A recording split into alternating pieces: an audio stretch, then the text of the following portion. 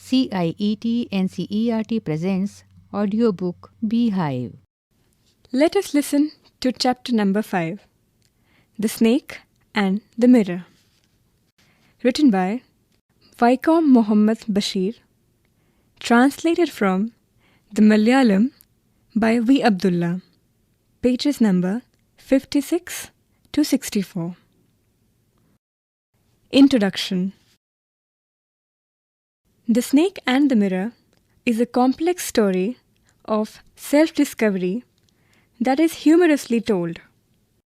The narrator is a vain and foolish young man who, in a moment of crisis, realizes that he is poor, foolish, and stupid.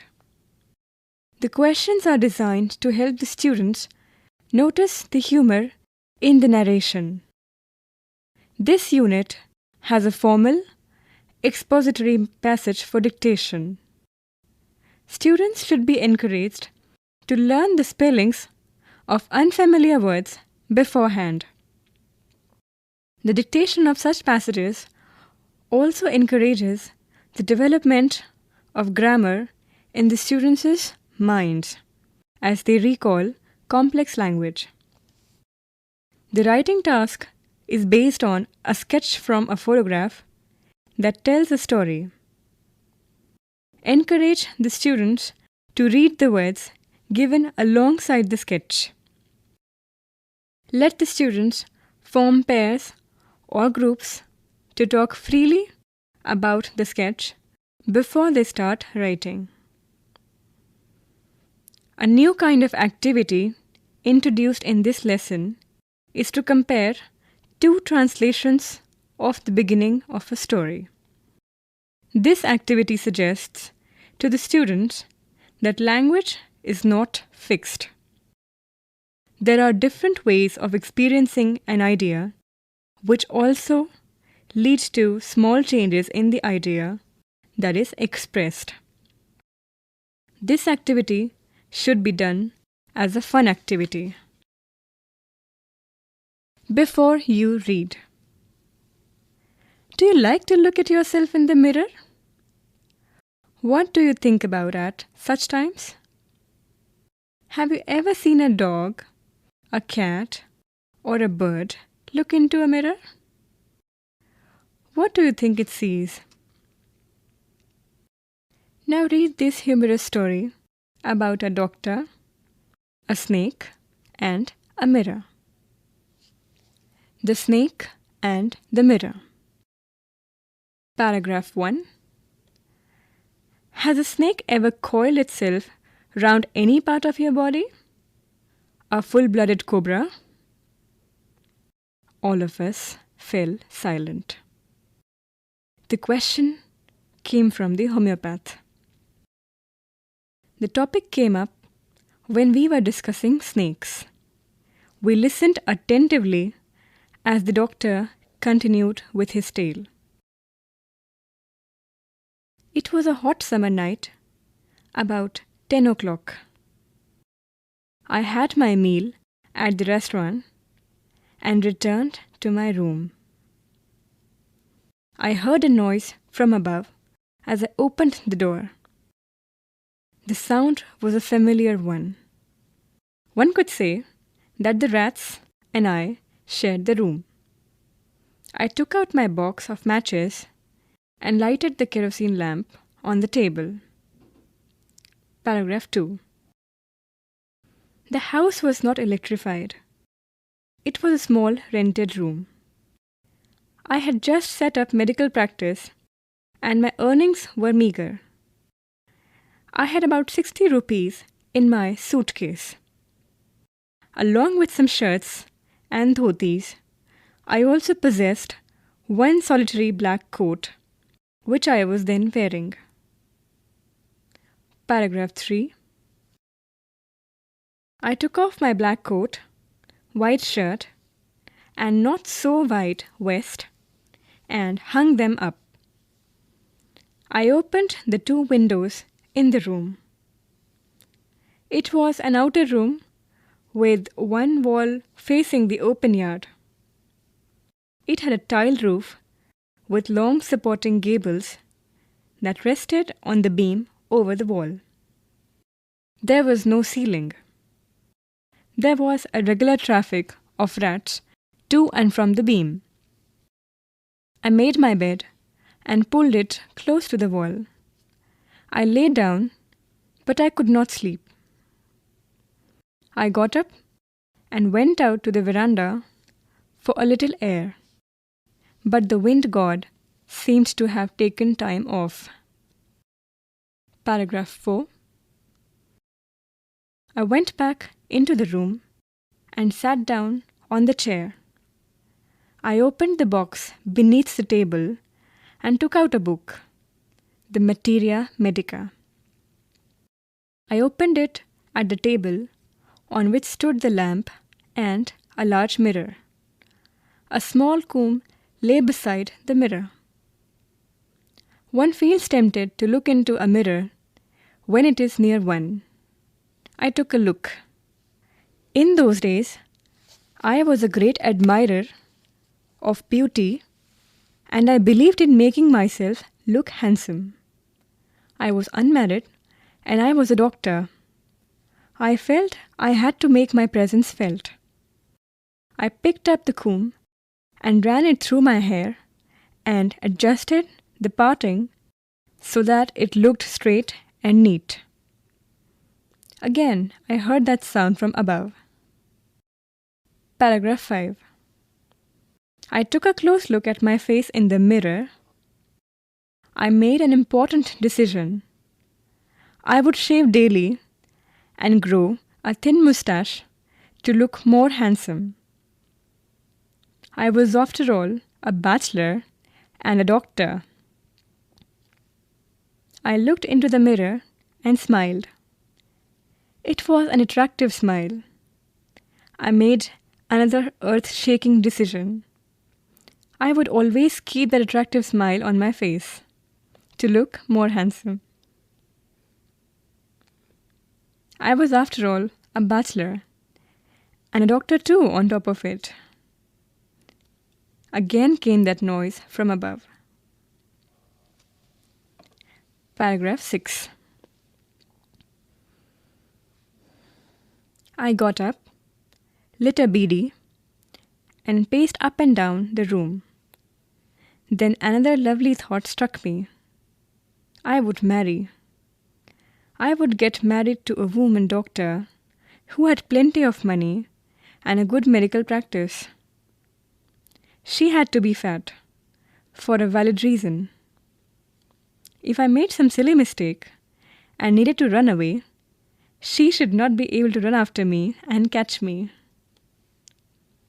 With such thoughts in my mind, I resumed my seat in the chair in front of the table. There were no more sounds from above. Suddenly, there came a dull thud as if a rubber tube had fallen to the ground. Surely, nothing to worry about. Even so, I thought, I would turn around and take a look. No sooner had I turned than a fat snake wriggled over the back of the chair and landed on my shoulder. The snake's landing on me and my turning were simultaneous. Paragraph 7. I didn't jump. I didn't tremble. I didn't cry out. There was no time to do any such thing. The snake slithered along my shoulder and coiled around my left arm above the elbow. The hood was spread out, and its head was hardly 3 or 4 inches from my face. It would not be correct to say merely that I sat there holding my breath. I was turned to stone. But my mind was very active. The door opened into darkness. The room was surrounded by darkness. In the light of the lamp, I sat there like a stone, image in the flesh. Paragraph 8. I felt then the great presence of the Creator of this world and this universe. God was there. Suppose I said something and he did not like it. I tried in my imagination to write in bright letters outside my little heart the words, "Oh God." There was some pain in my left arm. It was as if a thick leaden rod, no, a rod made of molten fire, was slowly but powerfully crushing my arm. The arm was beginning to be drained of all strength. What could I do? Paragraph 9. At my slightest movement, the snake would strike me. Death lurked 4 inches away. Suppose it struck. What was the medicine I had to take? There were no medicines in the room. I was but a poor, foolish, and stupid doctor. I forgot my danger and smiled feebly at myself. It seemed as if God appreciated that. The snake turned its head. It looked into the mirror and saw its reflection. I do not claim that it was the first snake that had ever looked into a mirror, but it was certain that the snake was looking into the mirror. Was it admiring its own beauty? Was it trying to make an important decision about growing a mustache, or using eyeshadow and mascara, or wearing a vermilion spot on its forehead? Paragraph 10. I did not know anything for certain. What sex was the snake? Was it male or female? I will never know, for the snake unwound itself from my arm and slowly slithered into my lap. From there, it crept onto the table and moved towards the mirror. Perhaps it wanted to enjoy its reflection at closer quarters. I was no mere image cut in granite. I was suddenly a man of flesh and blood. Still holding my breath, I got up from the chair. I quietly went out through the door into the veranda. From there, I leapt into the yard and ran for all I was worth. Phew! Each of us heaved a sigh of relief. All of us lit beedies. Somebody asked, "Doctor, is your wife very fat?" Paragraph 11. No, the doctor said. God willed otherwise. My life companion is a thin, reedy person with the gift of a sprinter. Someone else asked, "Doctor, when you ran, did the snake follow you?" The doctor replied, "I ran and ran till I reached a friend's house. Immediately, I smeared oil all over myself and took a bath. I changed into fresh clothes. The next morning, at about 8:30, I took my friend and 1 or 2 others to my room to move my things from there. But we found we had little to carry. Some thief had removed most of my things. The room had been cleaned out. But not really. The thief had left behind one thing as a final insult." Paragraph 12. "What was that?" I asked. The doctor said, "My vest, the dirty one."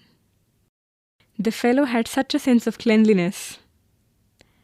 The rascal could have taken it and used it after washing it with soap and water.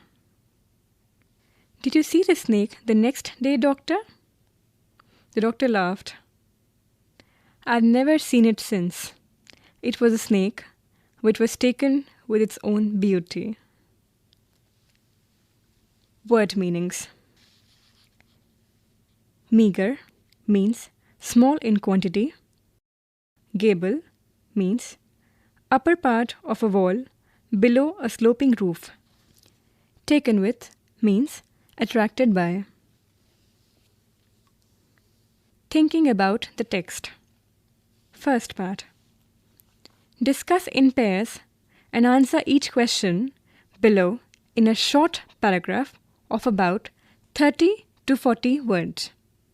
1. The sound was a familiar one. What sound did the doctor hear? What did he think it was?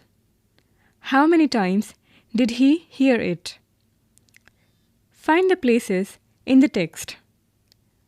When and why did the sounds stop? 2. What two important and earth-shaking decisions did the doctor take while he was looking into the mirror?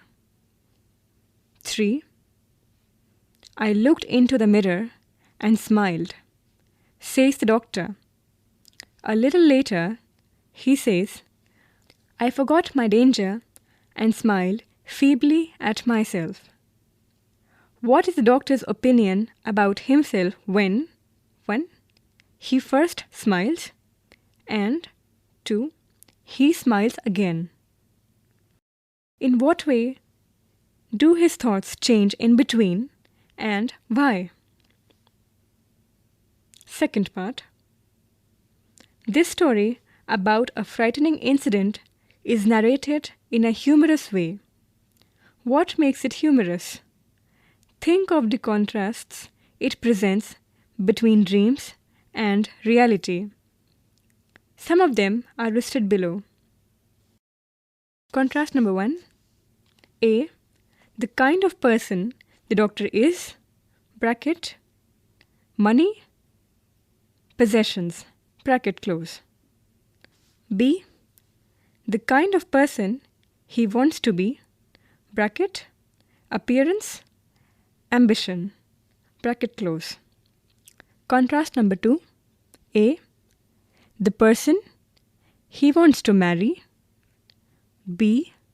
The person he actually marries. Contrast number 3. A. His thoughts when he looks into the mirror. B. His thoughts when the snake is coiled around his arm. Write short paragraphs on each of these to get your answer. Thinking about language. First part. Here are some sentences from the text. Say which of them tell you that the author, A, was afraid of the snake, B, was proud of his appearance, C, had a sense of humor, D, was no longer afraid of the snake. 1. I was turned to stone. 2. I was no more image cut in granite. 3. The arm was beginning to be drained of strength. 4. I tried in my imagination to write in bright letters outside my little heart the words, "Oh God." 5. I didn't tremble. I didn't cry out. 6. I looked into the mirror and smiled. It was an attractive smile. 7. I was suddenly a man of flesh and blood. 8. I was after all a bachelor and a doctor too on top of it. 9. The fellow had such a sense of cleanliness. The rascal could have taken it and used it after washing it with soap and water. 10. Was it trying to make an important decision about growing a mustache, or using eyeshadow and mascara, or wearing a vermilion spot on its forehead? Second part. Expressions used to show fear. Can you find the expressions in the story that tell you that the author was frightened? Read the story and complete the following sentences. 1. I was turned blank. 2. I sat there holding blank. 3. In the light of the lamp, I sat there like blank. Third part. In the sentences given below, some words and expressions are italicized. They are variously mean that one is very frightened, is too scared to move, is frightened by something that happens suddenly, makes another feel frightened. Match the meanings with the words or expressions in italics and write the appropriate meaning next to the sentence. The first one has been done for you. 1. I knew a man was following me. I was scared out of my wits. Bracket start. Very frightened. Bracket close. 2. I got a fright when I realized how close I was to the cliff edge. 3. He nearly jumped out of his skin when he saw the bull coming towards him. 4. You really gave me a fright when you crept up behind me like that. 5. Wait until I tell his story. It will make your hair stand on end. 6. Paralyzed with fear, the boy faced his abductors. 7. The boy hid behind the door, not moving a muscle. Fourth part. Reported questions. Study these sentences. His friend asked, "Did you see the snake the next day, doctor?" His friend asked the doctor whether or if he had seen the snake the next day. The little girl wondered, "Will I be home before the TV show begins?" The little girl wondered if or whether she would be home before the TV show began. Someone asked, "Why has the thief left the West behind?" Someone asked why the thief had left the West behind. The words if or whether are used to report questions which begin with do, will, can, have, are, etc. These questions can be answered yes or no. Questions beginning with why, when, where, how, which, what are reported using these same words. The reporting verbs we use in questions with if, whether, why, when, etc. are ask, inquire, and wonder. Remember that in reported speech, the present tense changes to past tense. Here, today, tomorrow, yesterday, etc. changed to there, that day, the next day, the day before, etc. I or you changed to me or him or he, etc. as necessary. Example, he said to me, "I don't believe you." He said, "He did not believe me." She said to him, "I don't believe you." Report these questions using if or whether or why, when, where, how, which, what. Remember the italicized verbs change into the past tense. 1. Meena asked her friend, "Do you think your teacher will come today?" David asked his colleague, "Where will you go this summer?"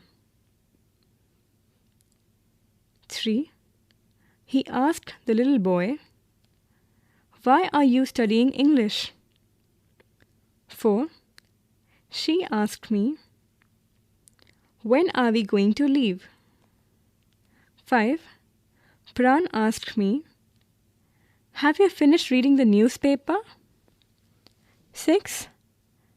Seema asked her, "How long have you lived here?" 7. Srila asked the children, "Are you ready to do the work?"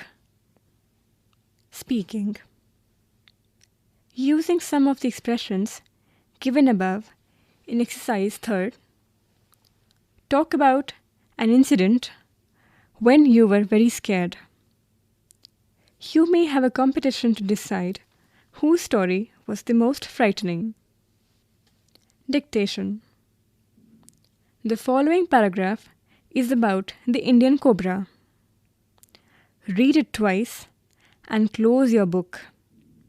Your teacher will then dictate the paragraph to you. Write it down with appropriate punctuation marks. The Indian cobra is the common name for members of the family of venomous snakes, known for their intimidating looks and deadly bite. Cobras are recognized by the hoods that they flare when angry or disturbed. The hoods are created by the extension of the ribs behind the cobra's heads. Obviously, the best prevention is to avoid getting bitten. This is facilitated by the fact that humans are not the natural prey of any venomous snake. We are a bit large for them to swallow whole, and they have no means of chopping us up into bite-sized pieces.